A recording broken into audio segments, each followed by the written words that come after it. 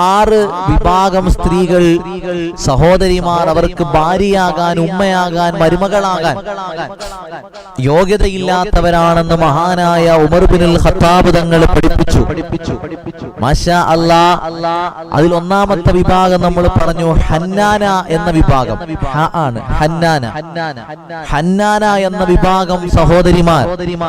ആരാണ് ഹന്നാന എന്ന വിഭാഗം സഹോദരിമാർ? നമ്മൾ പറഞ്ഞത് ആ സഹോദരിമാർക്ക് ഭാര്യയാകാൻ, യഥാർത്ഥ ഭാര്യയാകാൻ യോഗ്യതയില്ലെന്ന് മഹാനായ ഉമർ ബിനുൽ ഖത്താബ് തങ്ങൾ പഠിപ്പിക്കുകയാണ്. മാഷാ അല്ലാഹ്. ഹന്നാന എന്ന് പറയുന്ന സഹോദരി ഒരു ഭാര്യ എന്ന് പറഞ്ഞു കഴിഞ്ഞാൽ അവളുടെ സ്വഭാവം എന്താണ്? ആ ഹന്നാന എന്ന വിഭാഗം ആളിന്റെ സ്വഭാവം എന്താണ്? ആദ്യത്തെ കല്യാണം കഴിഞ്ഞു, പ്രശ്നങ്ങൾ കാരണം ആ ബന്ധം വേർപ്പെടുത്തി തലാക്ക് കഴിഞ്ഞു. അങ്ങനെ രണ്ടാമത് വിവാഹം കഴിച്ച ഭർത്താവിന്റെ കൂടെ സ്വസ്ഥമായി സന്തോഷത്തോടുകൂടി ജീവിക്കുന്ന സമയത്ത് ആദ്യത്തെ അഥവാ ബന്ധം വേർപ്പെടുത്തിയ ഭർത്താവുമായി ബന്ധം പുലർത്തുന്നവൻ ഭാര്യയും ഭർത്താവ് ഉൾപ്പെടും. എന്റെ പ്രിയപ്പെട്ടവരെ, അങ്ങനെയുള്ളവർ യഥാർത്ഥ ഭർത്താവാകാൻ, യഥാർത്ഥ ഭാര്യയാകാൻ യോഗ്യതയില്ലാത്തവരാണെന്ന് മഹാനായ ഉമർ ബിനുൽ ഖത്താബ് തങ്ങൾ പഠിപ്പിക്കുകയാണ്. അല്ലാഹുവേ, ഞങ്ങളെ കുടുംബങ്ങളെ നീ കാക്കണേ അല്ലാ. ഞങ്ങളെ കുടുംബങ്ങളെ നീ കാക്കണേ അല്ലാ. യഥാർത്ഥ ഭാര്യമാരാകുന്ന കൂട്ടത്തില്, യഥാർത്ഥ ഭാര്യയാകുന്ന കൂട്ടത്തിൽ ഞങ്ങളെ കുടുംബങ്ങളെ നീ ഉൾപ്പെടുത്തി അനുഗ്രഹിക്കണേ റബ്ബേ. നീ ഉൾപ്പെടുത്തി അനുഗ്രഹിക്കണേ യാ അല്ലാഹു യാ റഹ്മാനു യാ റഹീം. ഇൻഷാ അല്ലാഹ് പ്രിയപ്പെട്ട മുഅ്മിനീങ്ങളെ, ബറക്കത്ത് നൽകി അനുഗ്രഹിക്കുമാറാകട്ടെ. അള്ളാഹു നമുക്ക് നല്ല സന്തോഷമുള്ള കുടുംബജീവിതം നൽകട്ടെ. ഇനി ഓരോ ദിവസവും കൻസുൽ ജന്നയിലെ കുടുംബങ്ങൾക്കുള്ള ഓരോ വിഷയവും നമുക്ക് പറയാണ്ടത്, ചർച്ച ചെയ്യേണ്ടത് കുടുംബജീവിതത്തെ കുറിച്ചാണ്. ഇൻഷാ അല്ലാഹ് കുടുംബജീവിതം പറഞ്ഞു തീരുമ്പോഴത്തേക്ക് നമ്മുടെ കുടുംബത്തിൽ ഒരു മാറ്റം അല്ലാഹു തആല നൽകണമാ നീയത്തിൽ എല്ലാവരും കേൾക്കണമെന്ന് ഓർമ്മപ്പെടുത്തുകയാണ്. ഒരു ദിവസം പോലും നിങ്ങൾ മജ്ലിസ് മുടങ്ങരുത് കേട്ടോ. ഉമർ റളിയല്ലാഹു അൻഹു പറയുകയാണ്, 6 വിഭാഗം സഹോദരിമാര്, 6 വിഭാഗം ഭാര്യമാര്, അവർ യഥാർത്ഥ ഭാര്യയാകാൻ യോഗ്യതയില്ലാത്തവരാണ്. അതിലൊന്നാമത്തത് ഹന്നാനയാണ്. രണ്ടാമത്തെ വിഭാഗത്തെ കുറിച്ച് അല്ലാഹുവേ ഉമർ ബിനുൽ ഖത്താബ് തങ്ങൾ പറയുകയാണ്. ആരാണെന്നറിയുമോ? ഒന്നാമത്തെ വിഭാഗം ആരാണെന്നറിയുമോ? അതാ ഹന്നാനയാണ്. രണ്ടാമത്തെ വിഭാഗം ആരാണെന്നറിയുമോ? ഹന്നാന എന്ന സ്വഭാവമുള്ളയാളാണ്. ആദ്യം നമ്മൾ പറഞ്ഞത് ഹന്നാനയാണ്, ആണ്. ഇപ്പോൾ പറഞ്ഞത് ഹംസയാണ്. അന്നാന എന്ന സ്വഭാവമുള്ള ആളാണ്. അന്നാന എന്ന സ്വഭാവമുള്ള പെണ്ണാണ്. ആരാണ് തങ്ങളെ? സഹാബത്ത് ഉമർ ബിനുൽ ഖത്താബ് തങ്ങളോട് ചോദിക്കുകയാണ്. ഉമർ റളിയല്ലാഹു അൻഹുവിനോട് ചോദിക്കുകയാണ്, ഉമർ തങ്ങളെ, ആരാണ് രണ്ടാമത്തെ വിഭാഗം? അന്നാന എന്ന വിഭാഗം ആരാണ് തങ്ങളെ? എന്റെ പ്രിയപ്പെട്ട സഹോദരിമാരെ, വളരെ ശ്രദ്ധിച്ച് കേൾക്കണേ. എന്റെ പ്രിയപ്പെട്ട കുടുംബങ്ങളെ മറ്റുള്ളവരിലേക്ക് നിങ്ങൾ എത്തിച്ചു കൊടുക്കണേ. ഉമർ തങ്ങൾ പറയുകയാണ്, അന്നാന എന്ന വിഭാഗം ആരാണെന്നറിയുമോ? അവൾ എപ്പോഴും രോഗം അഭിനയിക്കുന്ന പെണ്ണാണ്. ആ പെണ്ണ് എപ്പോഴും രോഗം അഭിനയിക്കുന്ന പെണ്ണാണ്.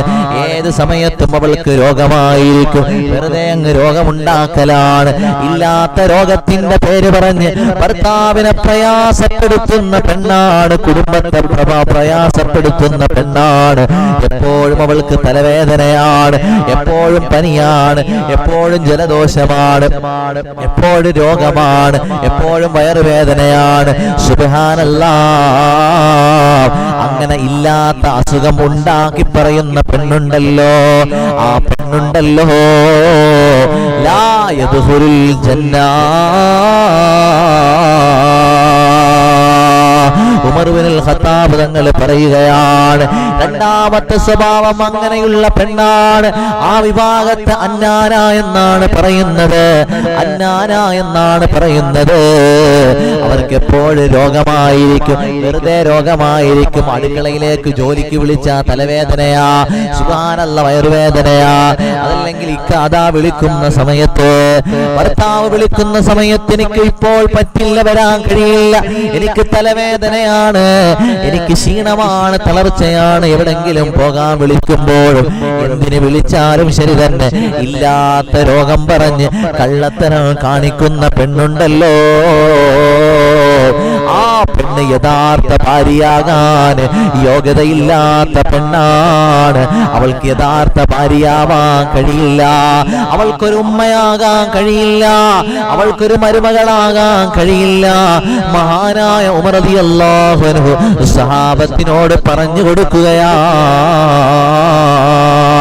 റബ്ബേ, അങ്ങനെയുള്ള സ്വഭാവം ആർക്കെങ്കിലും ഉണ്ടെങ്കിൽ ഈ പരിശുദ്ധമായ മജ്‌ലിസിന്റെ ബറക്കത്ത് കൊണ്ട് നീ മാറ്റിക്കൊടുക്കണേ അല്ലാഹുവേ. ഞങ്ങളുടെ ജീവിതത്തിൽ കയറി വരുന്ന ഞങ്ങളുടെ ഭാര്യമാര് നല്ല സാലിഹീങ്ങളായ ഭാര്യമാരാക്കണേ അല്ലാ, നല്ല സാലിഹായ ഭർത്താക്കന്മാരാക്കണേ അല്ലാ. രോഗമില്ലാതെ എനിക്ക് സുഖമില്ല എന്ന് പറയുന്ന പെണ്ണുണ്ടല്ലോ, ഏത് സമയത്തും അസുഖമെന്ന് പറയുന്ന പെണ്ണ് പാടില്ല മോളെ, അങ്ങനെ ആകാൻ പാടില്ല മോളെ. എപ്പോഴും രോഗമാണ്, എപ്പോഴും രോഗമാണ്.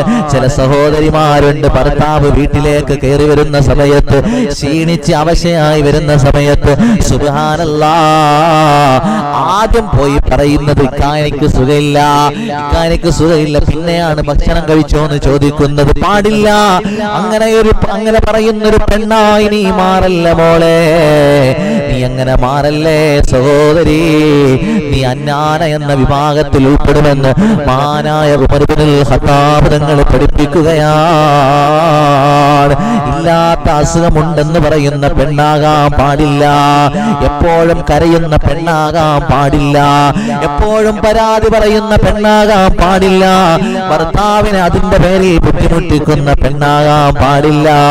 അങ്ങനെ എപ്പോഴും വെറുതെ കരയുന്നതിന്, തൊട്ടതിനും പിടിച്ചതിനൊക്കെ പരാതി പറയുന്ന പെണ്ണ്, ഭർത്താവിനെ ബുദ്ധിമുട്ടിക്കുന്ന പെണ്ണ്, അവൾ ഒരിക്കലും സ്വർഗത്തിൽ കിടക്കില്ലെന്ന് ഉമർ ഇബ്നുൽ ഖത്താബ് തങ്ങൾ സഹാബത്തിനെ വിളിച്ച് പറയുകയാണ്. റബ്ബേ, ഞങ്ങളെ സഹോദരിമാരെ കാക്കണേ അല്ലാ. എപ്പോഴും അസുഖം, സുബ്ഹാനല്ലാഹ്, എപ്പോഴും എപ്പോ വിളിച്ചാലും അസുഖം, എന്ത് കാര്യത്തിന് വിളിച്ചാലും അസുഖമാണ്. ഇതെപ്പോഴും അസുഖമാണ്. ചില ഭർത്താക്കന്മാര് ഗൾഫിൽ നിന്ന് ഭാര്യമാരെ വിളിക്കാൻ തന്നെ പേടിയാണ്. പാവപ്പെട്ടവൻ ജോലിയുടെ തിരക്കില് സുബ്ഹാനല്ലാഹ് നെറ്റൊക്കെ ചാർജ് ചെയ്ത് ഹലോ എന്ന് വിളിക്കും, ഹലോ, അപ്പൊ ഉടനെ എനിക്ക് സുഖമില്ല, എനിക്ക് വയ്യ എന്ന് പറഞ്ഞ് സുബ്ഹാനല്ലാഹ്. ഇതെന്നെ എപ്പോഴും വിളിക്കുമ്പോ പറയാനുള്ളത്, അസുഖം ഉണ്ടെങ്കിൽ ഉണ്ടെന്ന് പറ, അത് വേറെ കാര്യം. ഇതെപ്പോഴും ഇല്ലാത്ത അസുഖം പറഞ്ഞ് സുബ്ഹാനല്ലാഹ് അങ്ങനെ ആകാൻ പാടില്ല. അങ്ങനെ ആയിക്കഴിഞ്ഞാൽ നമ്മുടെ ജീവിതത്തിന്റെ ബറക്കത്ത് അല്ലാഹു എടുത്തു കളയും. ആ പെണ്ണിന് യഥാർത്ഥ ഭാര്യയാകാൻ പറ്റില്ലെന്ന് മഹാനായ ഉമർ ഇബ്നുൽ ഖത്താബ് തങ്ങൾ പറയുകയാണ്. സുബ്ഹാനല്ലാഹ്, എങ്ങോട്ടെങ്കിലും നോക്കി നടക്കും. ഇപ്പൊ ഫോണുണ്ടല്ലോ, ഫോണിൽ നോക്കി ഇങ്ങനെ നടന്ന് പോയി തലയൊക്കെ കൊണ്ട് ഇവിടെ കൊണ്ട് ചിടിച്ചിട്ട്, അല്ലെങ്കിൽ കാലെവിടെയെങ്കിലും കൊണ്ട് ചിടിച്ചിട്ട് അപ്പൊ അസുഖം, ഓ എനിക്ക് സുഖമില്ല, കാലുവേദന. ഇത് കുറ്റം പറയില്ല, നമ്മൾ നടക്കുമ്പോൾ ശ്രദ്ധിച്ച് നടക്കണം. ചില സഹോദരിമാർക്ക് വെപ്രാളമാണ്, വെപ്രാളം പിടിച്ചൊരു ഓട്ടം, സമയത്തിനൊരു ഓട്ടം. സുബ്ഹാനല്ലാഹ്, എന്തൊക്കെ വിഷയങ്ങളാ വരുന്നതെന്നറിയാവോ? നമ്മൾ ഒരു കാര്യം ചെയ്യുമ്പോൾ അത് ശ്രദ്ധിച്ച് ചെയ്യണം. നമ്മൾ നോക്കി നടക്കണം, നോക്കി കാര്യങ്ങൾ ചെയ്യണം. അടുക്കളയിൽ ജോലി ചെയ്യുന്ന സമയത്ത് നമ്മൾ നല്ലതുപോലെ നോക്കിയിട്ട് വേണം കാര്യങ്ങളൊക്കെ ചെയ്യാൻ. ഗ്യാസ് ഓഫാക്കേണ്ട സമയത്ത് ഓഫാക്കണം, തുറന്നിട്ടിട്ട് പോയി ഇറച്ചിക്കറി മീൻകറി ഒക്കെ കൂട്ടി വരും, തിരിച്ചു വരുമ്പോൾ കുക്കർ പൊട്ടിത്തെറിച്ച് അടക്കുന്നല്ല. അള്ളാഹു കാത്തിരക്ഷിക്കുമാറാകും. അതൊക്കെ വളരെ ശ്രദ്ധിക്കണം. സുബ്ഹാനല്ലാഹ്, അള്ളാഹു സുബ്ഹാനഹു വ തആല കാത്തിരക്ഷിക്കും. അപ്പൊ എപ്പോ നോക്കിയാലും രോഗമാണ്, തലവേദന, വയറുവേദന. സുബ്ഹാനല്ലാഹ്, എപ്പോഴും വയറുവേദന. അമ്മായിയമ്മ അടുക്കളയിലേക്ക് വിളിക്കുന്ന സമയത്ത് ഓ എനിക്ക് സുഖമില്ല, പോയി കിടന്നുറങ്ങും. ആ സമയത്ത് രോഗം ഉള്ളവരെ കാര്യമില്ല പറയണ, ഇല്ലാത്ത രോഗം ഉണ്ടാക്കി പറയുന്നവര് അങ്ങനെ ആകാൻ പാടില്ല. പിന്നെ രോഗം ഉണ്ടാകുമ്പോ ഹോസ്പിറ്റലിൽ ഭർത്താക്കന്മാർ കൊണ്ടുപോകണം, അത് വേറെ കാര്യം. അത് വേറെ കാര്യം. നീ ഉസ്താദ് ഇങ്ങനെ പറഞ്ഞെന്ന് പറഞ്ഞിട്ട് സുബ്ഹാനല്ലാഹ് നീ അന്നാനയാന്ന് പറഞ്ഞിട്ട് നീ ഭാര്യയെ കുറ്റം പറയാൻ നിൽക്കണ്ട. കണ്ടോ, ഇന്നലെ ഉസ്താദ് കനുഷുജനൽ ഉസ്താദ് പറഞ്ഞില്ലേ, നീ രോഗം നിനക്ക് ഇപ്പോഴും തലവേനല്ലേ, എങ്ങനെങ്കിലും ഒരു 100 രൂപ ലാഭം പിടിക്കാൻ ഭർത്താവ് നോക്കുന്ന സമയമായിരിക്കും ചിലപ്പോ. ഇനി മേലെ പാവപ്പെട്ട ഭാര്യക്ക് അസുഖം, കാര്യമായിട്ട് അസുഖം ഉണ്ടായി, അപ്പം വേദനിച്ച് പറയുമ്പോ നീ അന്നാനയാട്ടോ, നീ അന്നാന. ഈ പേരൊന്നും ആരും മക്കൾ കിട്ടുകളയല്ലേ, നല്ല പേരാണ് മാഷാ അല്ലാഹ്, അന്നാന, അടിപൊളി. അന്നാന ഒന്നും പേരിട്ടുകളയണ്ട, നല്ല അർത്ഥമുള്ള പേരാണ് അന്നാന എന്ന് പറഞ്ഞു കഴിഞ്ഞാൽ. പരാതി പറയുന്ന പെണ്ണ്, ഇല്ലാത്ത രോഗം ഉണ്ടാക്കി പറയുന്ന പെണ്ണ്, അള്ളാഹു കാത്തുരക്ഷിക്കുമാറാകട്ടെ. അനങ്ങിയ തലവേദന, സുബ്ഹാനല്ലാഹ്, തുമ്മിയ മൂക്ക് തെറിച്ചു പോകും, സുബ്ഹാനല്ലാഹ്, തൊട്ടാവാടിയായ പോലെ ഇങ്ങനെ നടക്കും. സുബ്ഹാന, എന്ത് വിഷയം ഉണ്ടെങ്കിലും തൊട്ടേനും പിടിച്ചതിനൊക്കെ വേദനയാണ്, പ്രശ്നമാണ്, പ്രയാസമാണ്. ചിരി ഒന്ന് കാറ്റടിച്ച അപ്പൊ പനി പിടിക്കുമല്ലോ. കൂടുതൽ നമ്മളെ മനസ്സിന്റെ പ്രശ്നമാണ്, കൂടുതൽ നമ്മളെ മനസ്സിന്റെ പ്രശ്നം. ഇപ്പൊ മക്കത്ത് മദീനത്തൊക്കെ പോകുമ്പോ തൊണ്ടവേദനയും പനിയൊക്കെ വരും. ഇവിടുന്ന് പോകുമ്പോഴേ അങ്ങനെ ചിന്തിച്ചിട്ട് ഒരൊറ്റ പോകും. ആൾക്കാരൊക്കെ പറയും എനിക്ക് തൊണ്ടവേദന വരും, അവിടെ വന്നാ പനി പിടിക്കും. സുബ്ഹാനല്ലാഹ്, പനി പിടിക്കുക അത് വേറെ വിഷയമാണ്. പക്ഷെ 50% നമ്മളെ മനസ്സിന്റെ പ്രശ്നം. ഇതിങ്ങനെ ഓർത്തിട്ടായിരിക്കും പഠിച്ചവനെ പനി പിടിക്കും, പച്ചവെള്ളം കുടിച്ചാൽ പോലും തൊണ്ടയ്ക്ക് അസുഖം. എനിക്കങ്ങനെ ഉണ്ടായിരുന്നു. ഞാൻ ആദ്യമൊക്കെ മക്കത്ത് പോകുമ്പോ ഇങ്ങനെ തണുത്തവെള്ളമൊക്കെ കുടിക്കാൻ ഭയങ്കര പേടിയായിരുന്നു. തണുത്തവെള്ളം കുടിക്കല കേട്ടോ, സംസം വെള്ളം തണുത്തതുകൊണ്ട്.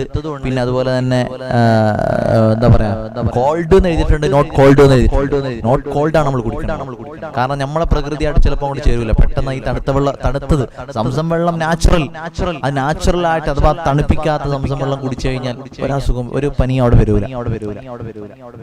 തണുത്ത വെള്ളം പെട്ടെന്ന് നമ്മൾ കുടിക്കുമ്പോഴത്തേക്ക് നല്ല ചൂടത്തായിരിക്കും നമ്മൾ തവാഫൊക്കെ ചെയ്തിട്ട് മാഷാ അല്ലാഹ് തിരിച്ചു പോകണം. അപ്പോ ഇതിന്റെ ഇടയ്ക്ക് ദാഹത്തിൽ സംസം വെള്ളം കുടിക്കും, നല്ല തണുത്ത സംസം വെള്ളം. അപ്പോഴത്തേക്ക് ചില ആൾക്കാർക്ക് തൊണ്ടവേദന വരും. അത് സ്വാഭാവികമായിട്ട് വരും.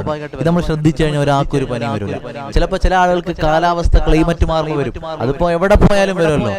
ഇവിടുന്ന് ഇപ്പൊ ഒരാൾ ഊട്ടി പോയി കഴിഞ്ഞാലോ അവിടെ ചിലപ്പോൾ പനി പിടിക്കലോ ജലദോഷം പിടിക്കുക സ്വാഭാവികമാണ്.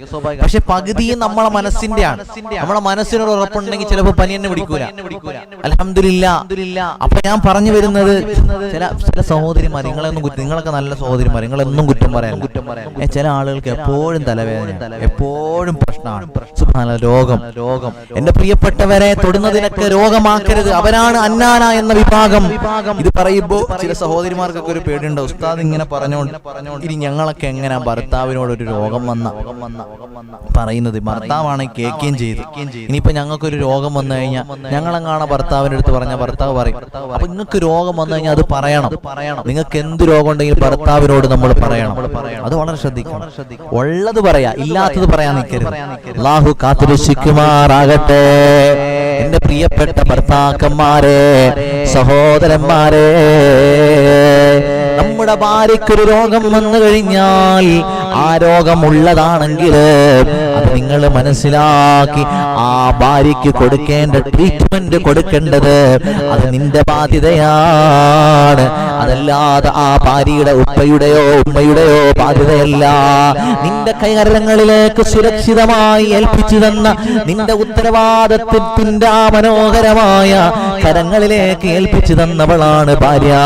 അവൾക്ക് എന്ത് വന്നാലും, എന്ത് വേദന വന്നാലും, വിഷമം വന്നാലും, രോഗം വന്നാലും നീ അവളുടെ കൂടെ നിൽക്കണമെന്നാണ് മുത്തുനബി തങ്ങൾ പഠിപ്പിച്ചിട്ടുള്ളത്. അല്ലാഹുവേ, ഞങ്ങളെ ഭാര്യമാരുടെ രോഗങ്ങൾ ശിഫയാക്കണേ അല്ലാ. പലരും ഗർഭിണികളാണ്. അല്ലാഹുവേ, നീ സുഖപ്രസവം കൊടുക്കണേ റഹ്മാനെ. രോഗങ്ങൾ ശിഫയാക്കണേ റബ്ബേ, നീ ശിഫയാക്കണേ അല്ലാ.